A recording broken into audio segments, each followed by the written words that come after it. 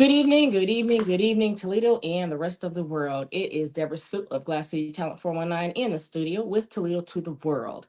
Today, we are presenting something that I think Toledoans should be aware of. And by all means, I'm going to try and get as much information in as much as I possibly can.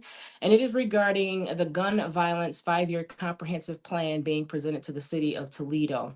And before we dive into this discussion, I'd like to highly recommend that you look up what's being presented so that you have a thorough understanding of what's being discussed. Because we couldn't possibly talk about everything that's in the comprehensive plan within the 30-minute period that we have. Okay.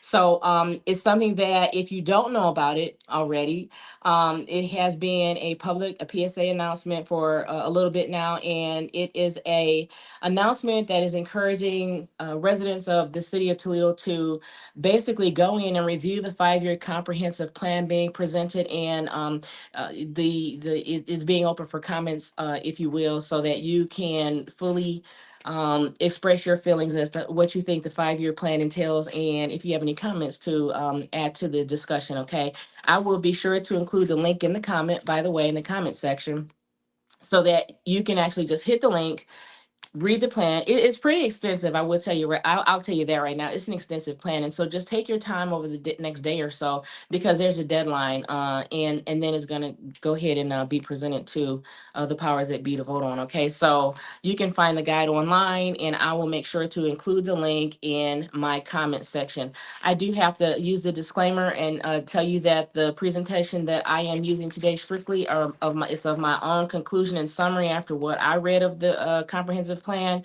and you should certainly review the plan yourself to discern what your own thoughts and understanding of what's being presented is. Okay, so please do that. But overall, I would like to say I do believe that the efforts that have been put into the plan were comprehensive. I do think they were very thorough, and I'm very appreciative that they've shared that with the city.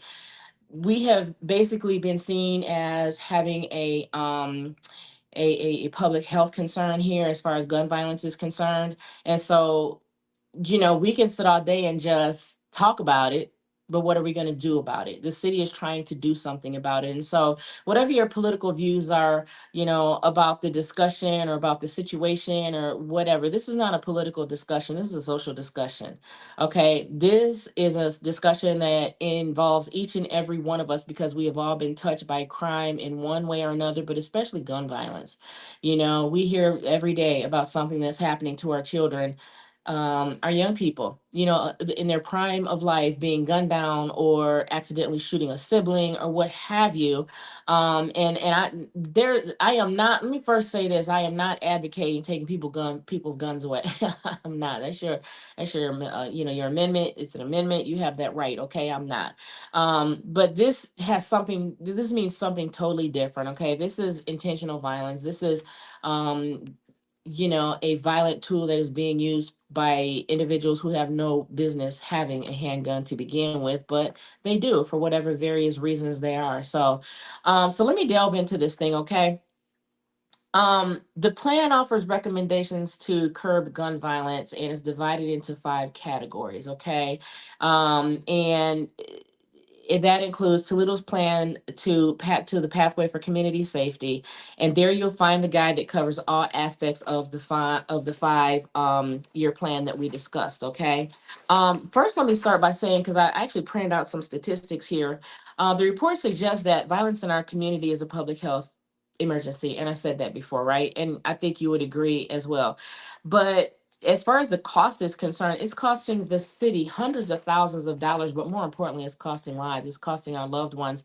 And this has resulted in enduring issues that perpetuate the situation, because after the person is, unalived, as they say, the family still has to deal with the enduring consequences of that loss. And so the report offers intervention strategies, strong support systems within the community, and most importantly, reducing loss of life in our city. From inception of the project in 2023, results have been promising, but certainly not complete, because we are still having the problem as we talk about it today. gun violence has impacted most of everyone in our community, and if it hasn't touched your family, it's touched mine. It's touched friends of mine. And so we dread waking up in the morning with the thought of another person being gunned down on the streets of Toledo, rather it's a drive-by, or it's in a home, or it's an accidental shooting by a child, or what have you. So again, as I talk about this, I highly encourage you to review all of the components of the report, present it yourself. And if you don't have internet at home, please do try to make a way for yourself to get to the library, so that you can basically get the meat of this subject, and you can digest what's being presented, and offer your opportunity to give some feedback, if you will. Okay. Again, the report suggests that many organizations came together and are still together to address the root causes of violence in our city, and to develop this plan to combat said violence. So, what I found interesting in the report, or this initiative, was the number of relatable people involved. It consisted of mothers, fathers, families who have lost children, in other words, survivors. Okay.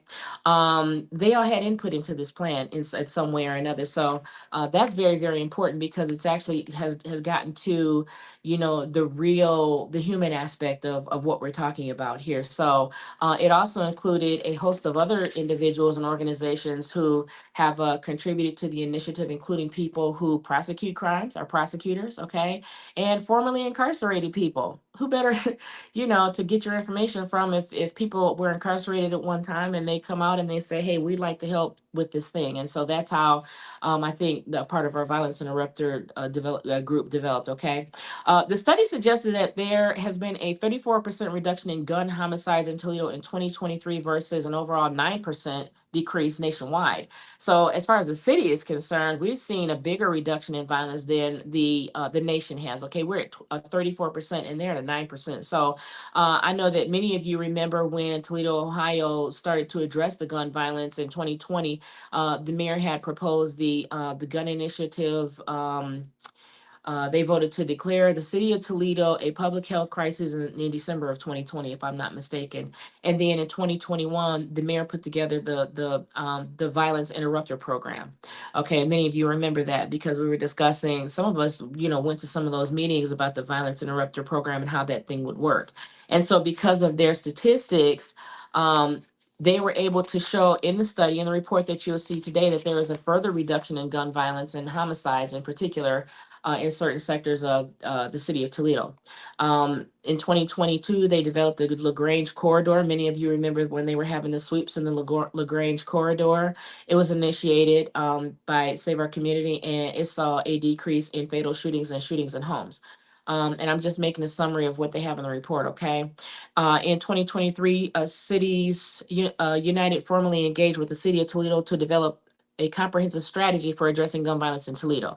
And the program that they ended up coming up with is called MONSE. I want to say MONSE, if I could be incorrect in pronouncing that, but it's MONSE, to work on further reducing gun violence in the Toledo community. And so, according to this study, a community action table was developed that included community leaders, residents, organization, and system partners impacted by gun violence to address gun violence and its root causes.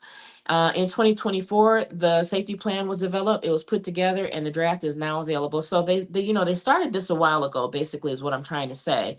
And they studied it, and they included examples and discussions from leaders from other cities that have a similar plan that is actually working. Okay, so although we still have crime continuing, it's also being fought against as well.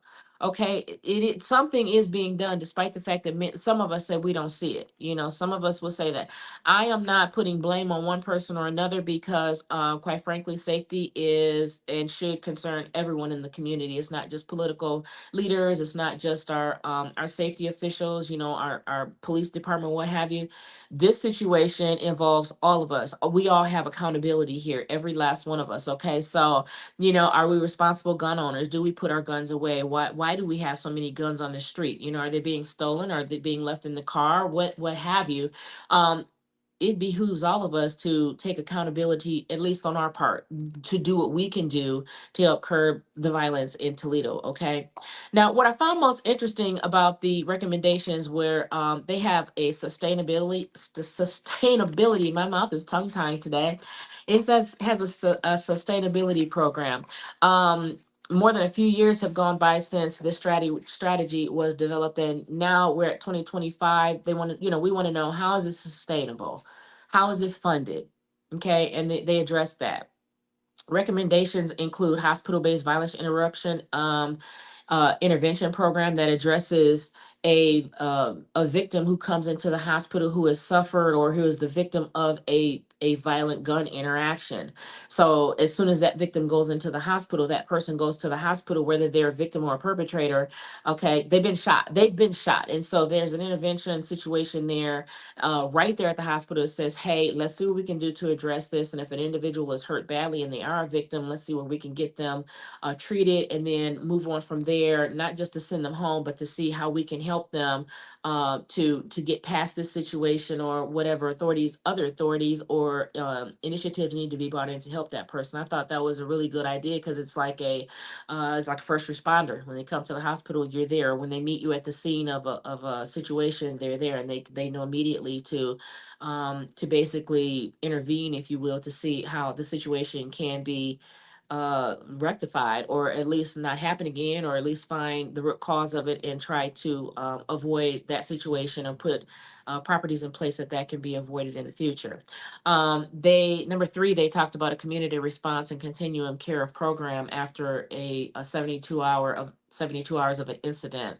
So if the police show up at a spot, and something has happened within 72 hours, they will put something in play that shows, hey, we are going to provide a safe space or rapid relocation for someone if they still feel that they're in danger, or we will use what tools we have within the first 72 hours of the incident occurring to help the situation.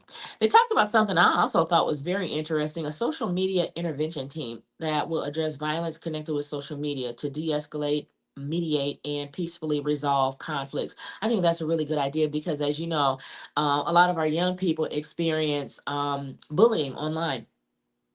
Not only do they experience bullying, there are women who experience threats. Some of them are very real. They have had some very sad situations where individuals have been harmed or even unalived, if you will, on social media. And so what they're proposing in our area, we can't solve the world's problems, obviously, but we start one city at a time. They are proposing a social media intervention team that would address and de-escalate those types of issues. And so that will also not only put individuals in play of authority, but that will put the community in play as well, because the more eyes, the better. Another thing they want to do is get the youth involved with a youth fellowship leadership program. I thought that was a super good idea, because listen, that'll get kids off the street, right? And if it not only will it do that, it's got twofold purpose. It gets kids off the street, but it will also give them the opportunity to see where they're taking their path, whether, to avoid that wrong path to take us. Okay. And so they can act as leaders, specific children can act as leaders amongst their peers, and maybe help to intervene that way as well. So those are just a couple of the suggestions that I kind of picked out of here. I cherry picked out of here. I thought there were some really good suggestions that they have in this initiative plan. And I definitely suggest that you take a look at it as well. The magnitude of gun violence is causing the city to not go unnoticed. Basically, I mean, we as in other cities, we are really being called out for the number of young lives that we are losing. And so and within our own community, there are groups, and there are parents, and there are people that are suggesting that we demand change, and that we basically want to see change with this gun violence situation in the city. And so basically, it's not an unreasonable request from the community. I do want to give you a couple of statistics here. Shootings, non-fatal shootings, okay, they result in staggering $572,000 in cost each shooting. And a fatal shooting results in more than $883,000 in costs. That's the human factor. So between 2019 and 2023, this resulted in approximately $770 million in governmental cost. That's staggering. That's, do you realize that kind of money? That's a lot of money. And these, some of those costs can actually go beyond that, because people who manage to survive certain attacks with gun violence may have to have aftercare. They have continued hospital care, or some of them end up in a vegetative state where they're cared for a very long time. And so you can see how those costs could quickly escalate even beyond what they're indicating here. So what contributes to that? Well, people in high violence areas, people who are in communities that are not necessarily invested in, okay? People who are in communities that have alleyways and lots that are not cleaned up. It's a statistical fact that when alleyways and vacant homes are taken care of and yards are taken care of and the neighborhood is clean, that gun violence is lower. It's a statistical fact. And so, we have to address that. And they do address that in this report. In America, as of 2020, firearm deaths have surpassed motor vehicle accidents as a leading cause of death for children and youth.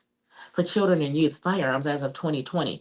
And so Toledo is no different. Toledo has seen, well, just within the last week or so, we've seen how many young people have been impacted by either being hurt or unalived by gun violence. And people are up in arms about this thing. They're up in arms about it. And so Toledo has noticed that. They've been working on this for the last, some years now, last 4 years at least. And so now we have an initiative before us that the city wants to present to you, and they would like for you to take a look at this document and get your input on it as well. This is an interesting statistic as well. Violence impacts young Black men in Toledo in poor neighborhoods uh, in a magnifying way. Toledo has seen a 54% firearm increase homicide rate, primarily in Black males between the ages of 14 and 29. 14 and 29. Now, that's a 54% increase, although we're only, our young Black males are only 3% of Toledo's population. So that's over half of the violent crimes, homicides in particular, 54% are affecting our young Black males. And so the report does cite many of the root causes of this. And again, I mentioned it, but we have so many more. We're not going to talk about what they are right now, but the report does suggest some of them being societal, economic, and what have you. And so you can't disagree with any of those, okay? But it is estimated that between 300 and 600,000 guns are stolen annually and used in crimes. you know so it says a lot. So there's a lot of factors that contributed. One of the Toledo Police Department officers suggested that the number of guns pulled off the streets each year increases, in fact breaks records. So does that mean that we should ban guns? No. No, does not mean that. The Gun Control Act of 1986 protects that. Firearm owners are protected and they're allowed to have guns, but certain individuals are not. And I should say that Gun Control Act actually talks about the individuals who are not allowed to own guns, and that would be felons, minors, individuals with mental illnesses. Obviously, all of those are true. We know that. But I don't know, if you live in the United States, that's your right to own a gun. But we have to talk about, as being gun owners, what's our accountability in this situation?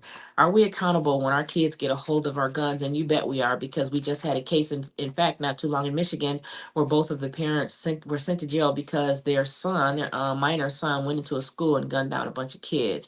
And so the law is considering gun ownership and accountability very seriously. So if you are a parent, make sure you're using your gun locks, okay? Make sure you're putting them out of the reach of young children. And if you know your child has a mental case, illness case, then by all means, please get that taken care of and take your child to see the appropriate individuals who can help with that, okay? Because if you're not paying attention and you're working parents and your children are giving signs and you're not seeing them, That could unfortunately be an unfortunate situation for you as a parent who owns guns if your child gets a hold of that gun and does harm to other people. And so it does speak about several organizations in the city of Toledo that are working every day to prevent and address gun violence. And some of those mentioned are Harbor Faces, Sisters for Unity, the Hoodstock Foundation, Good Grief of Northwest Ohio, Mercy Healthcare Toledo, and Go Grind, to name a few. And then you also have those individuals that are helping to curb gun violence that include grassroots individuals in neighborhoods, to include block watches and their captains, neighborhood security groups, and other smaller organizations. So, people in neighborhoods are actually, linking up, and they're hiring, some of them hire private security, some of them have their own security. But the thing is that we have to recognize that it's not just city officials that are recognizing the situation and trying to do something about it. It is absolutely grassroots people, it's neighborhood people, it's everyday people like you and I. And so when an initiative comes before you like this one, it is probably going to be in your best interest and my best interest that we all take a look at it, see what the city is presenting, see what the mayor has developed, and all these other organizations that have gotten involved, see what they are proposing. And if you have input, by all means, get yourself heard. One of the recommendations that they're focusing on, and I really like that it talked about safe passageways to schools, because some of our kids live in areas where they're afraid to walk to school, and they take the long way to school, or they may not go to school because they're afraid to walk to school. And so the city is going to focus on safe passageway for children. Another thing, mediation and restorative practices in the community. They're going to talk about how can we mediate? How can we get right in the middle of this thing and see what we can do to help de-escalate situations. Number three, identify and strengthen community safe havens. That's going to be a very important thing. We do have some safe havens in Toledo now, and some of them are shelters, for women who are abused, or women who are scared, or women who have been threatened by violence. We have homes, we have institutions and organizations here that offer a community safe haven for women like that, and their identity is never exposed, that people won't even know that they're there. And so they're looking at identifying and strengthening those communities that help to be a safe haven for people who need a safe haven from violence.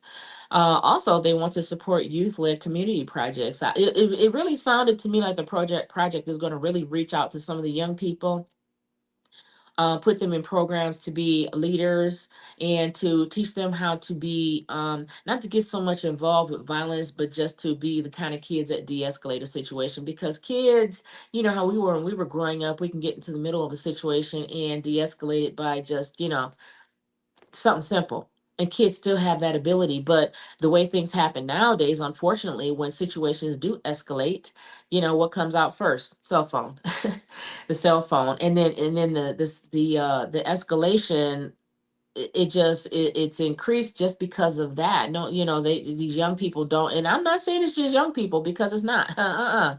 You see grown people, grown men, grown women, who get into and around situations that could possibly be de-escalated by just, possibly breaking up a fight, but instead they pull out their cell phones. And that's the kind of behavior that's going to probably be getting a great deal of attention, not just in Toledo, but outside the realm of Toledo, because those do not de-escalate situations. In fact, social media is under fire right now for putting those kinds of incidences up online.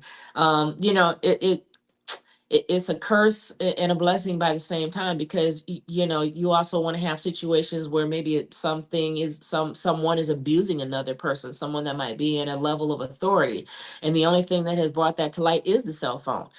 So it's a two-edged dagger right there. But I think in particular they're going to start zeroing in on people who are basically agitating a situation amongst other youths, to the point that there's no return, it just goes on. Okay, so that's going to have to be something that is going to be addressed.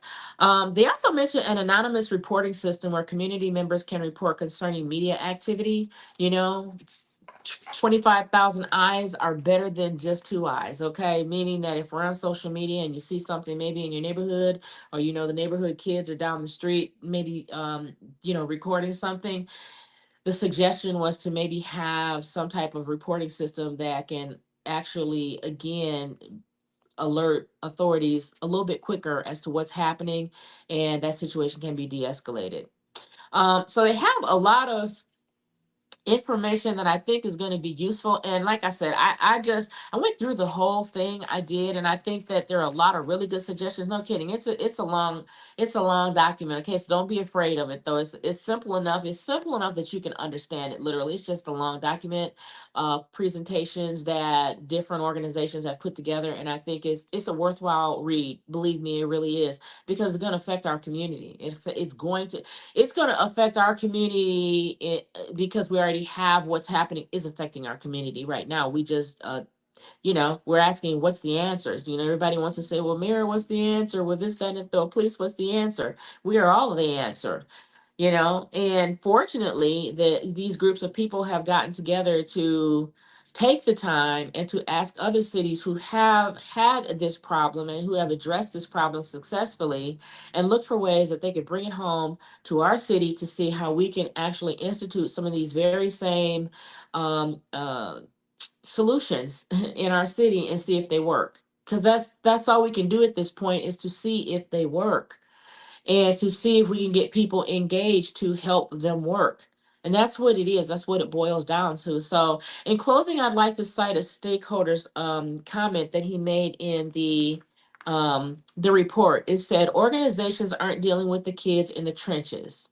How do you clean up the mud if you aren't going to put your hands in it? That's a very powerful statement. In order for us to clean up the mud, and we live right here in the mud, we know that we got to put our hands in it. So basically, that means community get involved. That means get involved. This is not a political move, people. This is a social move. And when you've had young people on your corners and on your blocks and in your school, and they don't show up the next day, when you have had these young people unalived, do we just look at that and say, oh, well, there goes another one?